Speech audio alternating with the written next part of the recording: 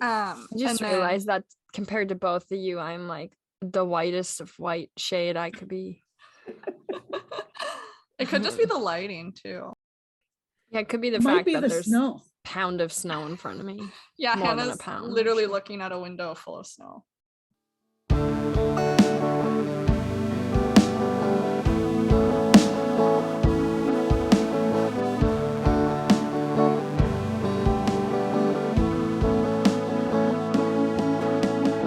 All right, we'll get started, Hannah, if you want to start it. Oh yeah, I forgot. Hello, everybody, and welcome back to our podcast. My name is Hannah. And I'm Rachel.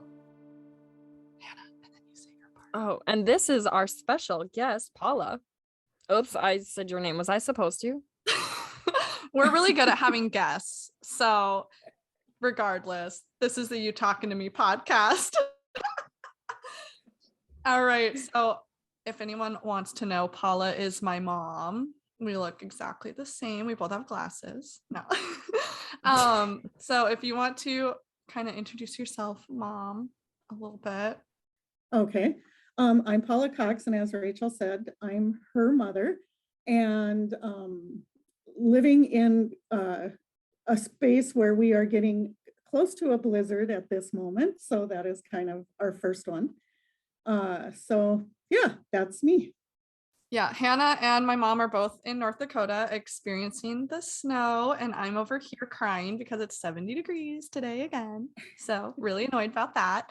But today we are watching Spookly and the Christmas Kitten. Well, we're reviewing it. We're not watching it. We're reviewing Spookly and the Christmas Kitten, and my mom actually wrote up the recap for us. So she will read that for us today as our special guest. I just want to put that out there that right away, this review does contain spoilers. So this story is about a kitten who is green, red, and white and is found hiding by Santa Claus. Santa brings him home and says he will keep him until he finds him a home. Santa names him Mistletoe and gives him a collar and snaps a photo to capture the moment. Mistletoe finds himself wrapped up in a snowball on a farm, and he has lost his memory. Spookly and the other pumpkins try to find out who he is and where his home is, when an owl appears and steals Mistletoe's collar and flies off with it. Mistletoe follows him and finds the collar minus the star that should have showed him the way home. Leon, the raccoon, comes upon Mistletoe and tells him he will give him what he wants if he trades his collar for what is in the bag, which he does, only to find out that it contains 3 kittens. In the meantime, Spookly the pumpkin sets off on his own because none of the other pumpkins want to help him, as they are too busy auditioning for the extra fancy Ganser and do not want to go out in the cold. Spookly eventually finds Mistletoe and sees he has acquired 3 kittens named Scat, Shoo, and Scrim. Spookly convinces them all to head to the farm where they will be warm, and if they just become friends and stick together like glue, they will make it. They get back to the farm and find that they need to get in the house when Mistletoe falls down and passes out.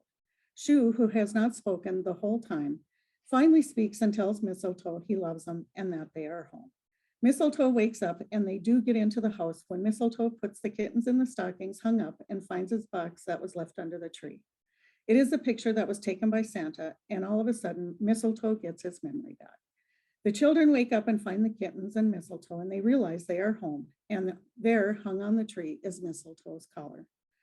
When we see Leon out by the tree, he turns into Santa Claus, who then turns into the owl and flies home. The pumpkins hold their extra fancy Ganser, and all is well. Thanks. So there. That was really good. Great recap. Except there's one thing we forgot to tell you. We're pranking you, Mom. We're not reviewing that movie. You're kidding. We're reviewing National Lampoon's Christmas Vacation. Oh my gosh, you guys. So I watched that show for nothing. That was Rachel's idea. I'm just gonna put that out there. That's okay. I'll see her soon. That sounds like a threat. Oh my gosh. No, I saw someone on YouTube review this movie last year, and I knew it was like the most ridiculous thing and that it was only 45 minutes, luckily, because I wasn't going to make you watch like an hour and a half, 2-hour movie. That was just worthless and like the worst thing just to prank you. But I was like, this is my chance, because I tried to get Hannah to watch Spookily the Square Pumpkin for the Halloween season. Okay. It was absolutely shut down. Absolutely turned down, would rather be murdered. And I was like, okay, but I know someone who will watch a Spookily movie for me. Exactly. Oh my gosh.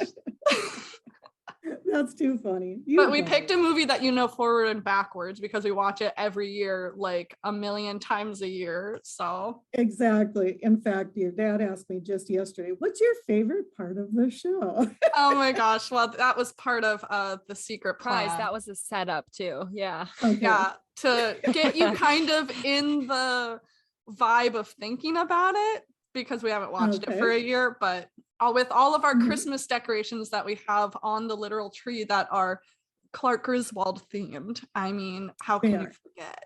So there's our little tree in my parents' house.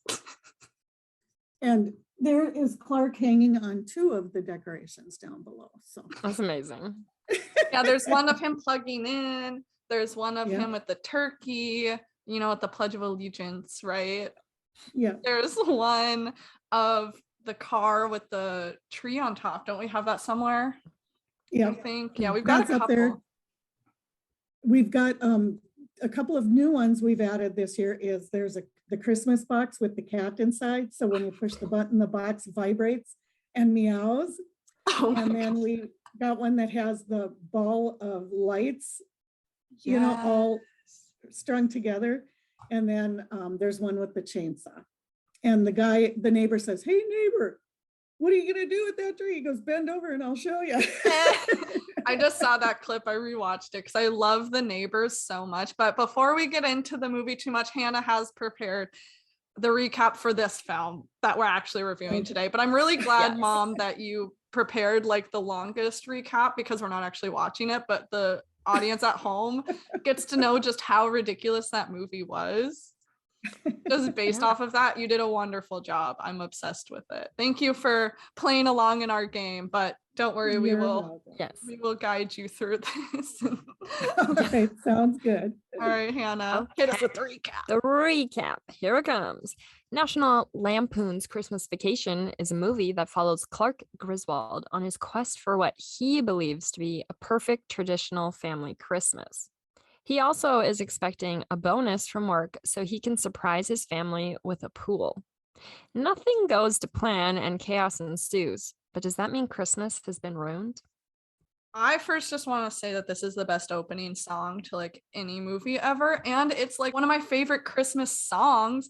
And it never plays on the radio or anything. I'm sure it's copyrighted up the wazoo, but like, come on, people, it's so good.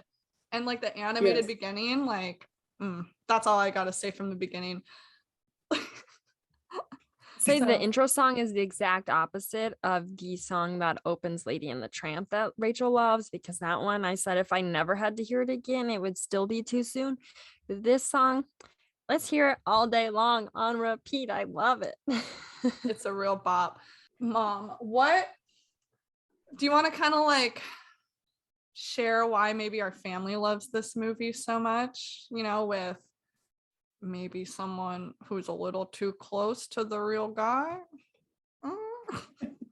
Yes. So the reason that this became one of our favorite movies is because my husband, Rachel's dad, Jerry, is Clark Griswold.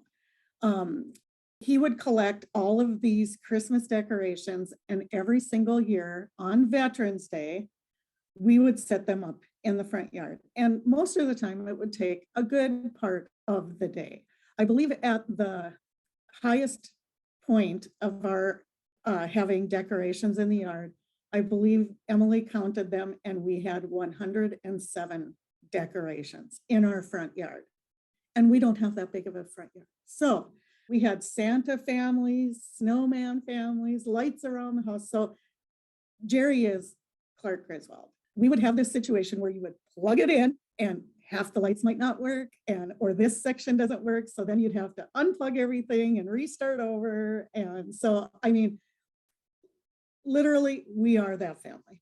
Yeah, except we go harder. He just got string lights all over his house. Lame. They're not even twinkly colored lights. Like, they're twinkling a little, I suppose. He does say he has 25,000 twinkling lights, but come on. We do like the old, like vintage, like plastic, like full pieces that like line our yard. Like Mom said, we had like sections and we had to have them every year. We had like the one nativity scene that was like small, it was on the stairs, and we had the angels around them, and we had the toy soldiers guarding them, and we had our very first decoration though that we had was this like what, you know, those like wire decorations that have like, they're not the plastic but they still have like the full shape, but they're made out of like the wire and like that like weird fiberglass, almost, it's not fiberglass, but I don't know what the word is for it, but like netting type of material.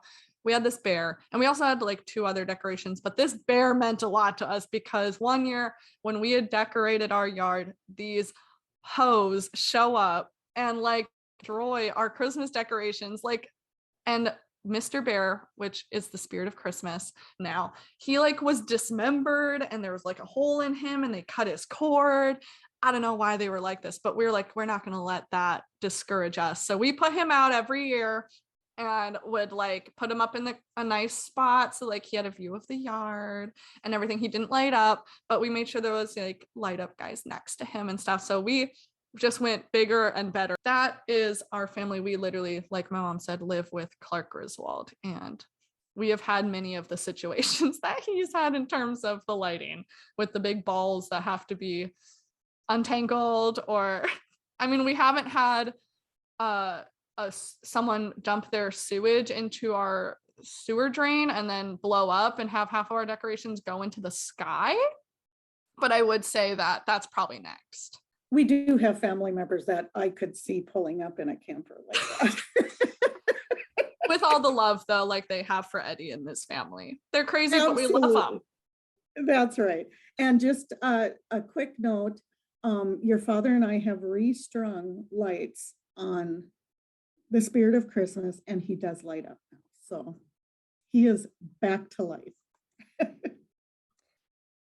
I just have to give some background to my Christmas experience with this movie, because I would say my father may not be as extreme as Rachel's father, but he might be extreme in a different way. Like, I think Clark sometimes can be a little cheap, which I would say my father is as well. And I have, since I was the age of, I don't know, 4, learned how to restring a bulb or rewire a bulb to put into a string of lights, so we don't have to buy a new string of lights. Okay, so I know how to rewire these things very well. No way. And oh yeah, absolutely. This year we just did about 100 more. We just, rewire the little bulbs, take them apart, rewire them. We got it. We're good. I mean, better for the environment, but still funny. Yeah. And a few years ago, my dad and our little Frosty the Snowman burnt out. So we were putting and rewiring a new bulb into it, and it exploded. I've never been more scared. Is, glass exploding in your face. That's a fun time, right? And then this year also, we have switches that hook up to our Alexas. She just heard me.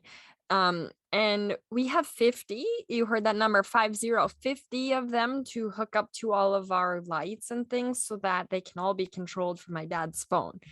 So it's like the 2021 version of Clark Griswold, I guess. The different time. So oh my gosh, my dad's extra in that way. I'm glad that we've got extra families though, because I mean, life would be so boring without that, right? Like if you didn't have that skill, you know what?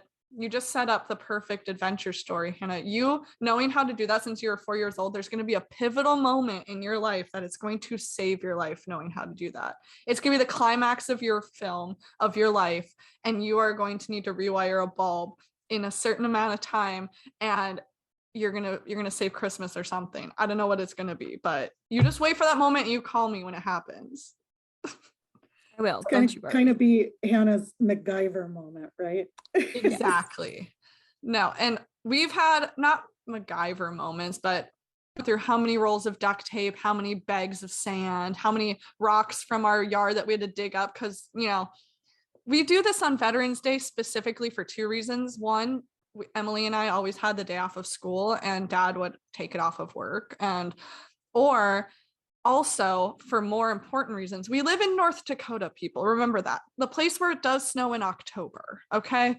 Like, that is not unlikely. And so there are some things that we have to hammer into the ground, or, we would like mostly flat ground to put up our Christmas decorations. And so the snow, sometimes it's helpful, but in other times it's just a pain to have to put up decorations when it's snowy. And no, we do not light them up on Veterans Day. We're not that crazy, but I do have very specific memories on either the night of Thanksgiving, if we couldn't wait long enough, or the night after Thanksgiving, us pulling up our lawn chairs, bundled to the nines, and sitting on the end of the driveway and plug it in just for like 3 of the decorations to only work and none of the rest, and having to come back out and check it out. And we're like, no, it's not on.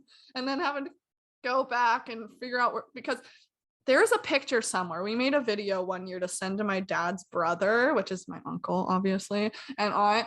And there was one picture of like one block of things that were plugged in. And it was like one of those things that has 3 that you can plug in, but we put another thing that you can fit more onto. And some of those plugs had another thing you could plug it into. So there's probably like 12 or more things plugged into one small section of an outlet. And I can't imagine even a fire hazard. Absolutely not. Can't imagine that's why sometimes we would blow a fuse, though. It must be a different reason. I think it was just a faulty house, like it's the house's fault, not ours, not us overbearing one plug-in.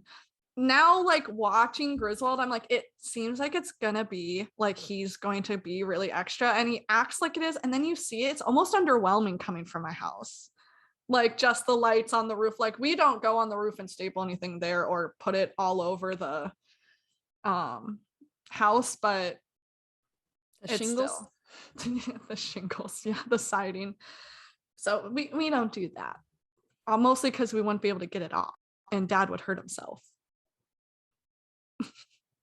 But Very true. I love this movie for the small things. I would say it has a bunch of big moments.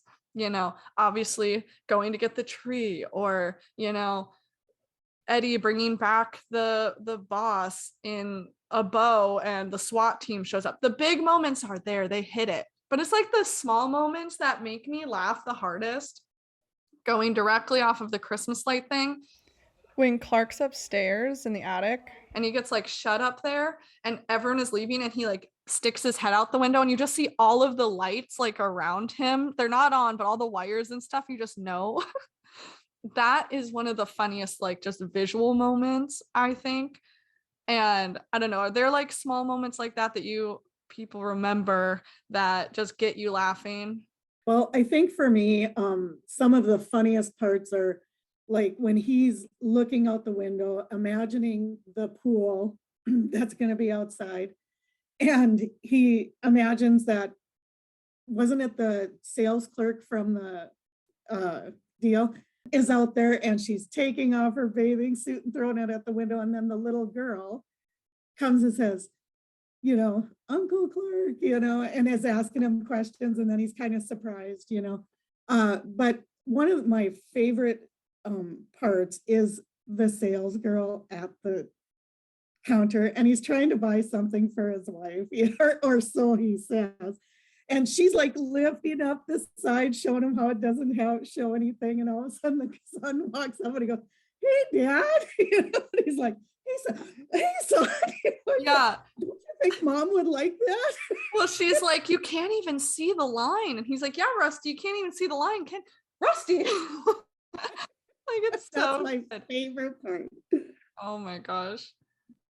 I have a few favorite parts. One is obviously the cat getting torched under the tree or under the chair. This cat just gets like torched, basically. That's what happens. And it's funny. I think the grandpa's toupee is funny. That is a classic. I think that all the two things though that are funny, but probably aren't supposed to be like the funniest moments to me are after they're going to get the Christmas tree, or maybe it's on the way to get the Christmas tree, they like hit a snowbank because they've just been like trapped under a semi and whatever. And just the way they land in the car, like they've stopped. And I don't remember, it's the daughter, the way she is, like, I don't know, there's something with her face that every time I just die.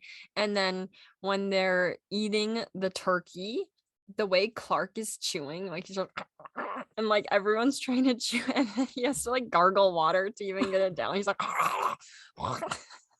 Yeah. Oh my gosh. With the Yeah. daughter thing that you were talking about, when it's like the kids are in the front seat because like who cares about child safety? Don't buckle up in the back. You're fine.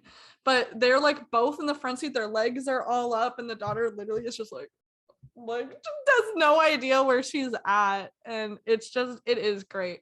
I love after they get the tree, after they get it up and stuff, and they're all sappy and they're like reading the magazine in bed, and it's like sticking to him, and it's just like he rips it out, and then he goes to turn off the light and the lamp comes with it's so good.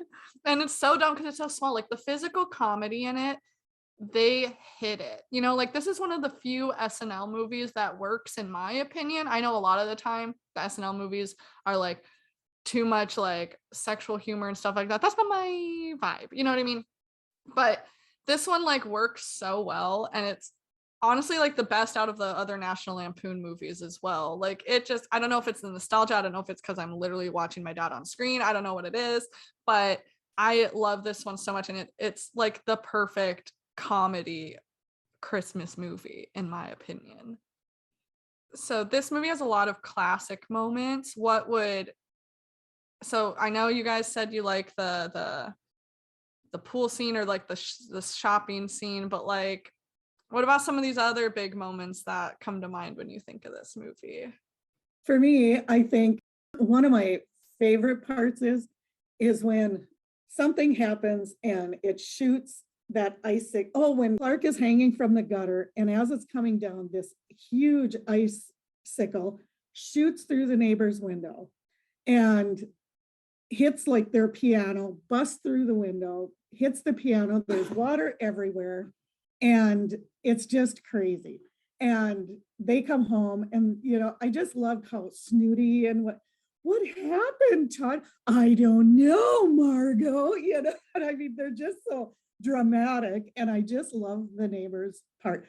And then she's had enough with the neighbors, and she goes over there to knock on the door and really let them have it. And just as they open the door to let the squirrel run out and the dog run out, she gets attacked, and she comes back to the apartment, and he's like, what happened? And she punches him in the face. She's just had enough. And so that was one of my favorite parts too of the movie. I guess if I had to say, the whole movie is our favorite part just because we watch it every year. But there are some really funny ones. The neighbors are like iconic in so many ways. I love the I don't know, Margot, like because they show up and they don't know that like the huge ice chunk flew through their window. They have no idea what happened. All they know is just everything is soaking wet and broken. And so that's so funny. And they're like blaming each other, even though they should very well know it's next door who has done this to them. But I just They just came back from running in like these aluminum foil outfits. they are like so yuppie.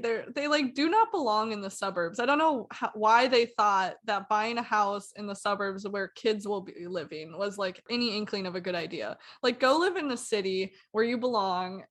Why are you here? Like they're so different from the Griswolds too. But I love the Griswold family because while Clark is like so obnoxious and crazy, like his family, while they like find him at times like weird and annoying, like they are so supportive. Like the son Rusty is always like, I'm here for you, Dad, like I'll do anything you do.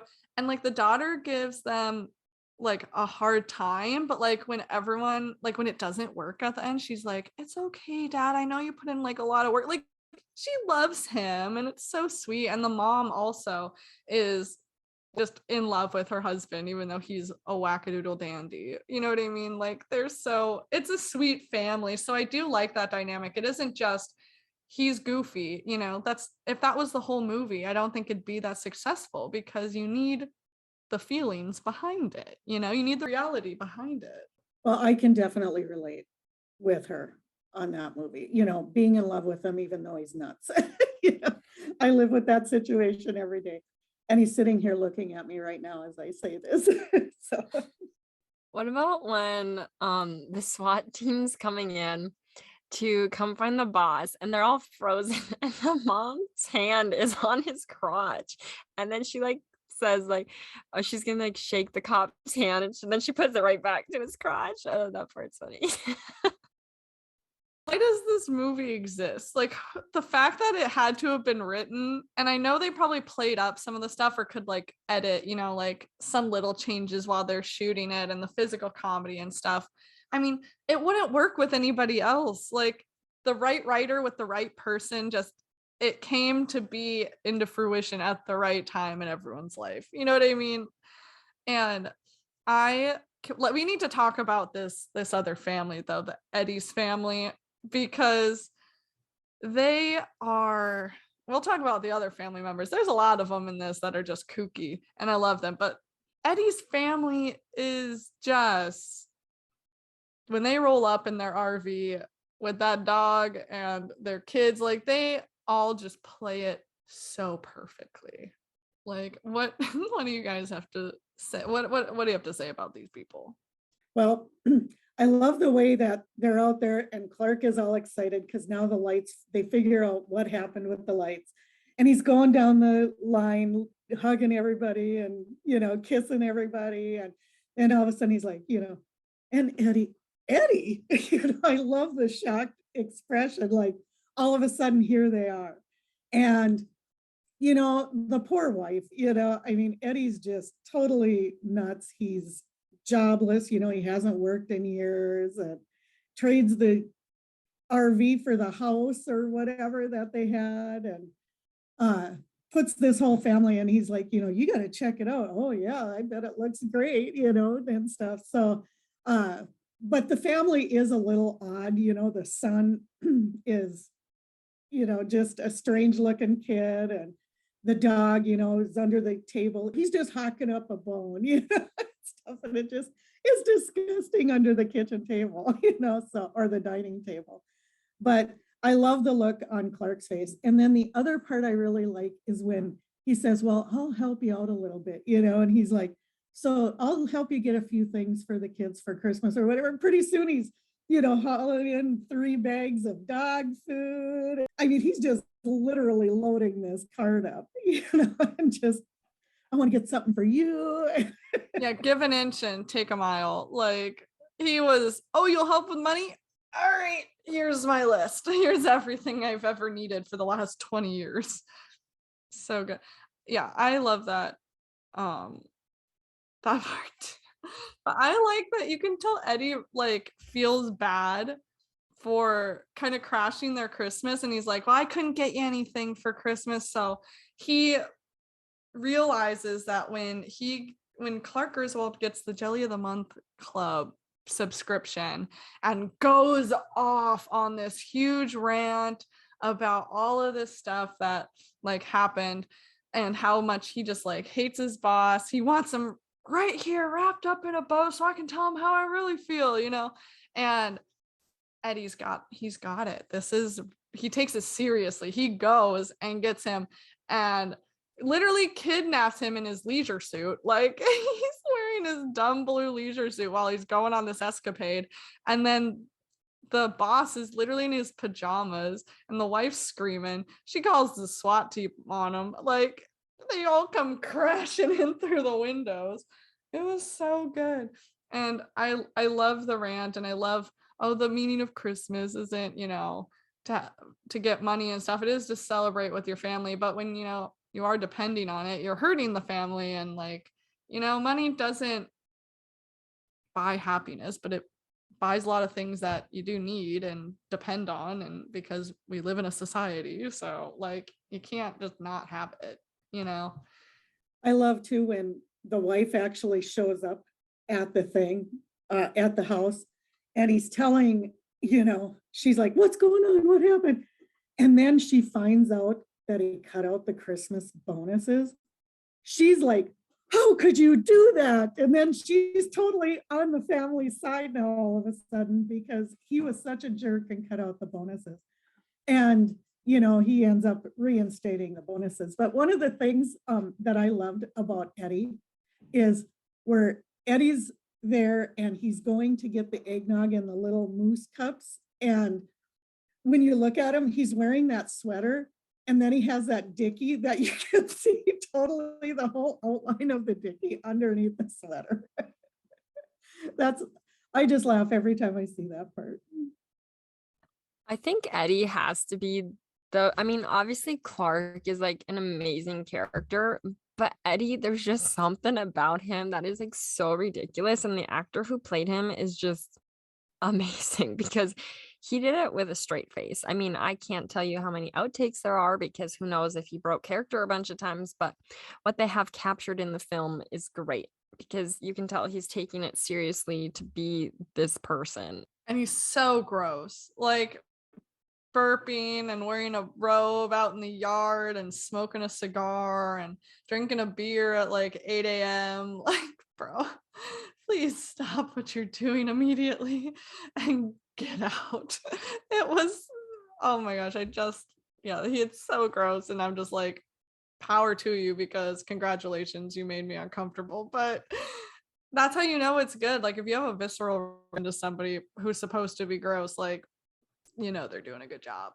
I also particularly love the face of the neighbors as they see him out there putting the sewage the waste into the sewage.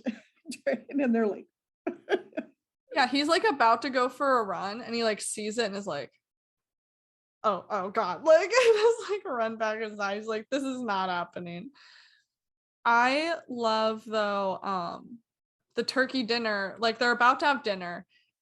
What the or it's like the aunt or whichever relative has to like do the prayer and it's the Pledge of Allegiance and Eddie stands up and like does the like hand over his heart or whatever and I'm like respect but also they just all like open their eyes, they're like, what is going on?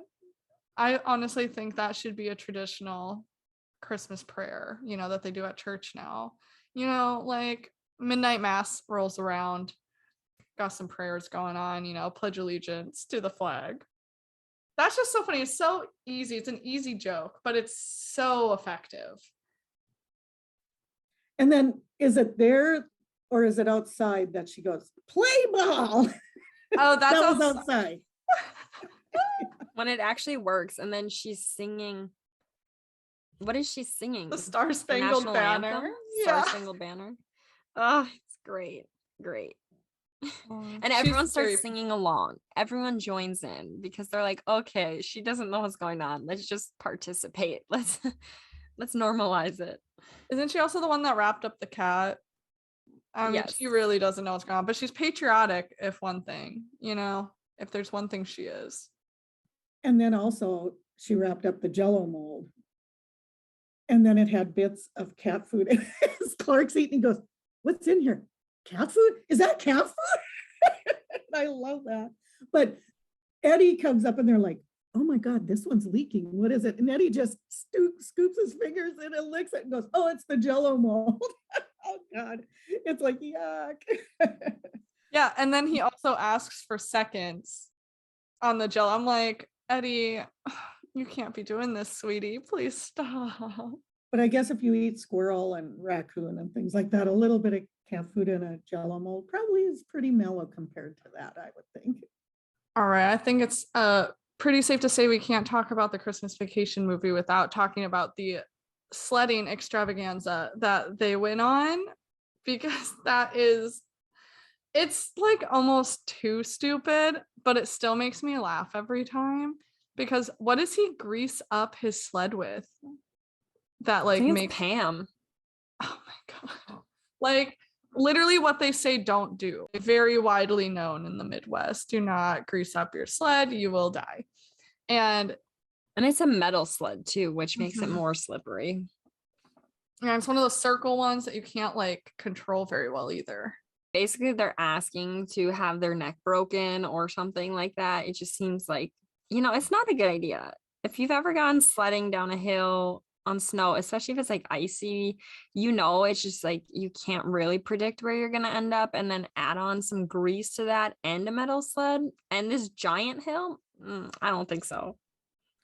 I also love the part where Clark asks Eddie if he wants to try it. And Eddie's like, oh no, Clark, I can't, I got this metal piece in my head, or it used to be metal and now it's plastic because every time he went through the metal detector, he pissed himself. Oh, I thought it was every time he turned on the microwave. Oh, maybe that was it. I can't remember, but oh my gosh, it was so funny. So now he's got a plastic one, so he has to be really careful. But the stuff that he's spraying on is some new technology that their company is working on perfecting to make it so non-stick surface or whatever. And that's a food coating or something, so that's what he puts on there, and it's just hilarious. I mean, I've had my fair share of like sledding debacles, but none so much as like zooming at the speed of light through town. But I do remember one time there's this overpass. My dad's not going to like that we're telling this story. And my dad thought, like, my kids want to go sledding. This is close. It's a hill. I mean, Grand Forks does not have like any hills. So there's like 3 places you can go sledding. Well, now 2, because I wouldn't recommend going sledding on the overpass. But it like led straight to like it was just like it wasn't a straight downhill, but it was a pretty steep hill. No like banking like afterward or like straight to like slow yourself down. It just went straight into a fence of someone's backyard. And so we like Emily and I go down, I think together in a sled, and we just like smash into it. Like we didn't hurt ourselves that way, like by hitting the fence physically, but because it was such a quick jolt, like our backs just like took the brunt of it, like the shock, and we just start crying. And my dad's like so upset, like that he did this. Dad, do you have anything to say for yourself? He's listening as we speak. Big crybaby. I'd say my most drastic or catastrophe thing happening while sledding was, well, I guess the most was when I saw someone else that happened to them. Their sled went through their chin to their mouth, and like the ambulance had to come. There was blood splurting everywhere. It was disgusting. It's my friend's little brother. That was traumatic. But like the most terrible thing that happened to me was I was going down a sled with my friend and we hit this little coulee. And of course it's ice, but then of course the ice breaks because why wouldn't it? So then we're in frigid cold water. And it's just soaking wet in your snow pants and boots. And luckily it was like maybe 6 inches deep. So like we weren't drowning or anything, but it was cold. Okay. Like I'm sure I whipped my pants off in the middle of winter because I was just in ice cold water. And I feel like there was one, oh, well, my dad would always snow blow the snow from our front yard into a hill for us to sled down in our front yard. And I guess I don't remember any major accidents happening on that somehow, but we had a nice sized hill because unlike my father or unlike Rachel's father taking her to an overpass, my dad just made a giant hill in our front yard that we could sled into a sidewalk or a tree or the street if we went the wrong direction. But safety doesn't matter when you're a child. Yeah, why not? YOLO. I'm trying to think of any other sledding stories. Like nothing that was drastic, I guess. But I was like scared of sledding for a while because you can't control yourself. And I'm always scared of like hitting somebody and really hurting them while they're like walking up the hill.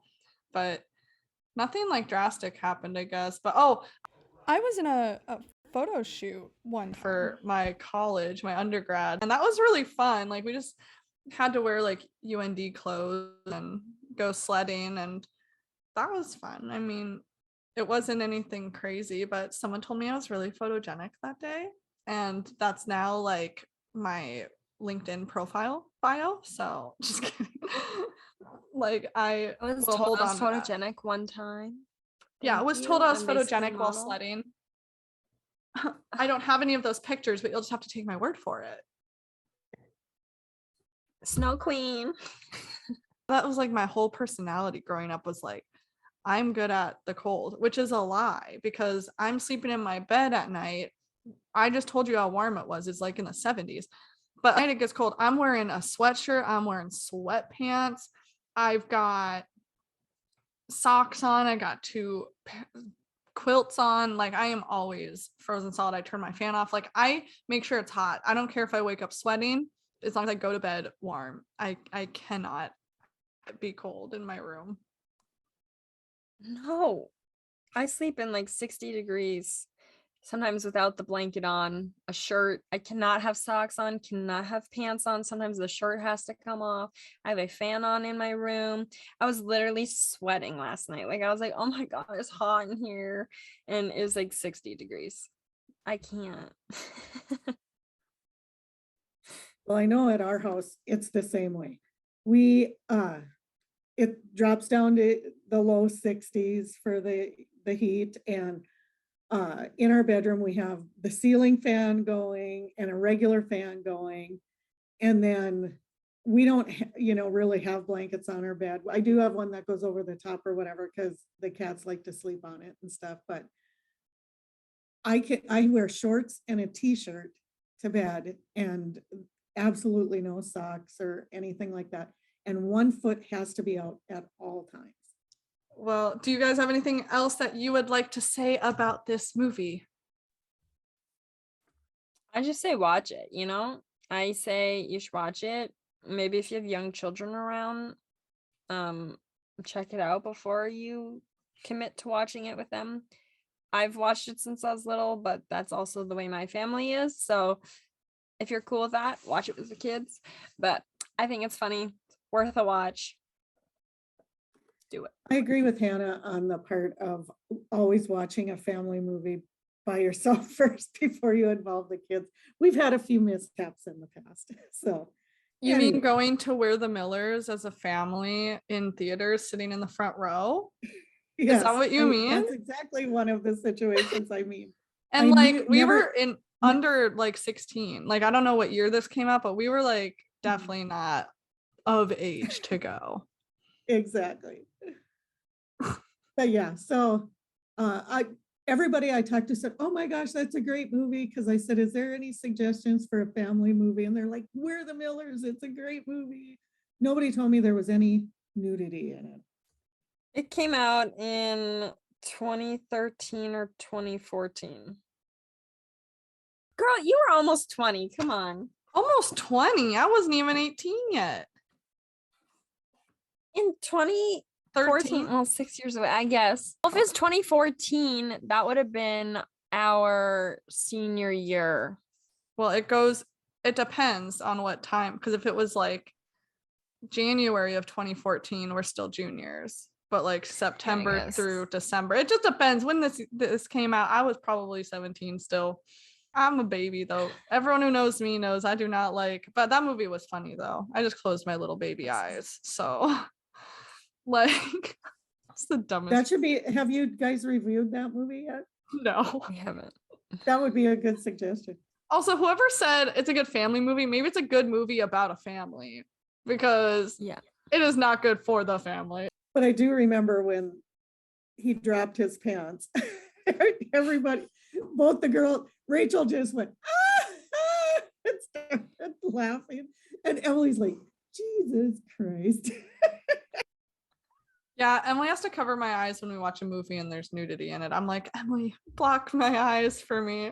You know when it's coming. And I'm over here 2 years older than her, just being a baby. It's the dynamic. But I just want to thank Mom for being a good sport and being pranked live on the podcast here. I don't know why I don't know why I was like, this would be so funny to prank my mom. I don't know why, but April Fool's Day was too obvious. So how about the first week of Christmas month? So you didn't get a sneak peek of the movies this month because, well, I didn't want my mom to see it. Can't be giving away the secrets there. So thank you to my father for trying to slip in some hints and get my mom in the right headspace. But you know what? This was worth it. It was very funny. So thank you, Mom. So your dad knew? Uh-huh. About last week I told him. Well, we'll see if he shows up in Albuquerque with me or not. So if I'm alone, it wasn't me. Yeah, we're not recording this or anything. I was kidding. Yes, thank you for being on today. We had fun with you being our guest, and we knew that you knew all about this amazing movie. So we're glad that you could talk about it and your real life experience with the movie as well. Well, no, I really loved being here, and I appreciate you asking me to be here. And I did like the Spookly movie too. So I'm glad you liked it. It was a win-win. If anyone was going to be a good sport about it, it was going to be you. So thanks, Moom. With that, I'll run through our social media real quick. So if you want to email us, you can email us at youtalkintomepodcast@gmail.com. Give us suggestions, give us requests, tell us how we're doing. Just send us some good vibes. I don't know. Nothing weird though, please. You can also follow us on Instagram, where we promise that we will put up the sneak peeks in the future. So sorry about that. At youtalkingtome.podcast, but it was for a good cause. And then follow us on follow us on Twitter at youtalkingtome11, because we're both number one. And subscribe to our YouTube channel. Go watch it this week because my wonderful mom's on it and she got all like dressed up for this. So, and I'm wearing a candy cane dress, so don't let it go to waste, people. So That's kind of festive. Oh yeah, Hannah's got some green plaid on. It's the lumberjack vibes are real. So it is an appropriate outfit for today. The blizzard is real. So just send them warmth and positive vibes, please. And so yeah, subscribe to our YouTube channel, hit the notification bell, put all of the good like reviews and stuff on all of those other websites and stuff. So give us the goods. We want more people to be listening to us. And just a shout out to my friend Bailey, who told me that we were her number 4th most watched podcast of the year. So thank you for listening. We love you so much. Okay, so that is all from me.